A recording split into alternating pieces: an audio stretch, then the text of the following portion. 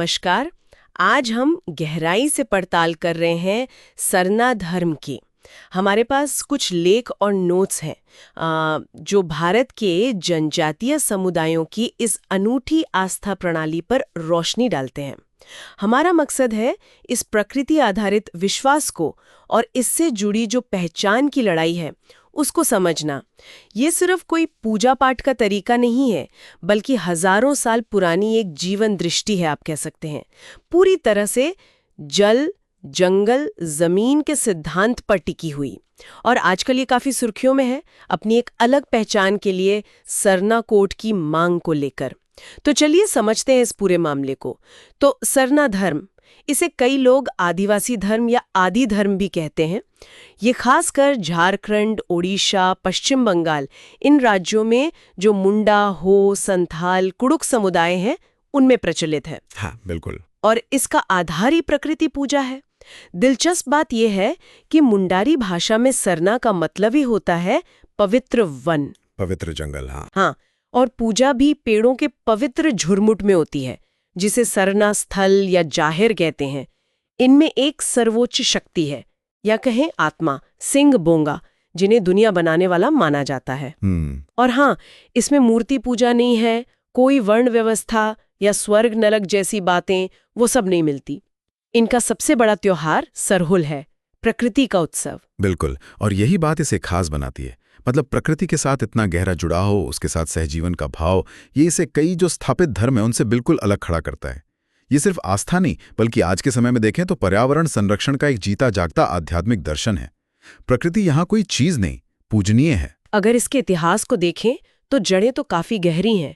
कुछ जानकार तो कहते हैं सिंधु घाटी सभ्यता से भी पहले की बात है। हाँ, ये संभव है। और हिंदू धर्म के विस्तार के बावजूद इन आदिवासी समुदायों ने अपनी अलग पहचान और ये जो प्रकृति पूजा है इसे काफी हद तक बचाए रखा। हाँ, और अंग्रेजों के समय में मतलब 1871 से 1951 की जनगणना में इन्हें एनिमिस्ट यानी प्रकृति पूजक के तौर पर बाकायदा दर्ज किया गया था। अच्छा, तो एक पहचान थी उस वक्त। हाँ, एक तरह की औपचारिक पहचान मिली हुई थी। और इसी दौर में बिरसा मुंडा जैसे बड़े नेता भी उभरे। उन्होंने सिर्फ राजनीतिक आज़ादी की बात नहीं की, बल्कि आदिवासी संस्कृति और धार्मिक पहचान को बचाने और मजबूत करने के लिए भी संघर्ष किया। लेकिन फिर आज़ादी के बाद जनगणना के फॉर्म से ये एनिमिस्ट वाली श्रेणी हटा दी गई। हाँ, हटा दी गई और इन्हें अन्य यानी अदर्स में डाल दिया गया। अब इससे हुआ ये कि न सिर्फ इनकी जो विशिष्ट पहचान थी वो धुंधली हुई, बल्कि इनकी सही गिनती का भी मसला खड़ा हो गया। और यहीं से फिर सरना कोड की मांग ने जोर पकड़ा, है ना? बिल्कुल। देखिए, 2011 की जनगणना का आंकड़ा देखें तो करीब 50 लाख लोगों ने अपना धर्म सरना लिखवाया। 50 लाख, हाँ।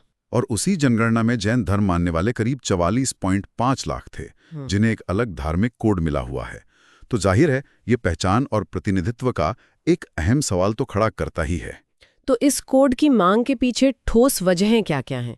पहली तो आपने बताई पहचान की रक्षा। हाँ, अपनी विशिष्ट आदिवासी पहचान, भाषा, संस्कृति को बचाना।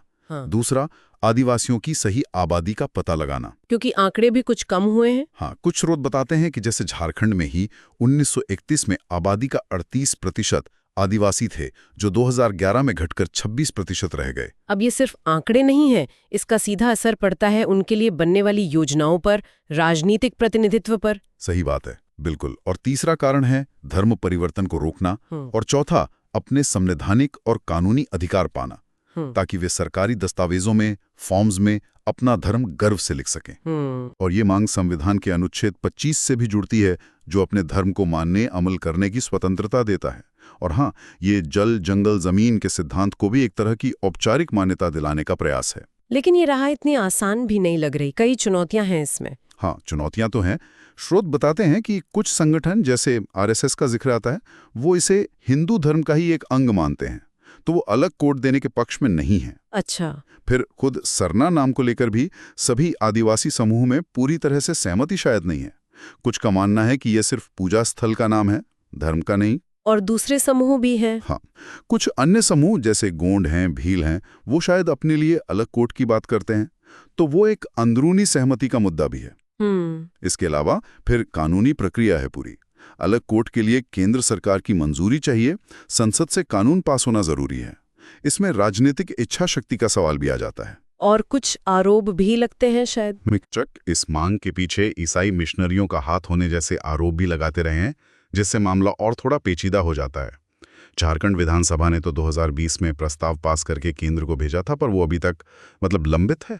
तो कुल मिलाकर देखें, सरना धर्म एक बहुत प्राचीन प्रकृति केंद्रित आस्था है जो आज अपनी पहचान और संवैधानिक मान्यता के लिए एक कह सकते हैं कि एक जटिल लड़ाई लड़ रही है। हाँ बिल्कुल, ये मुद्दा राजनीतिक भी है, सामाजिक भी है और कानूनी तौर पर भी इसमें कई परतें हैं।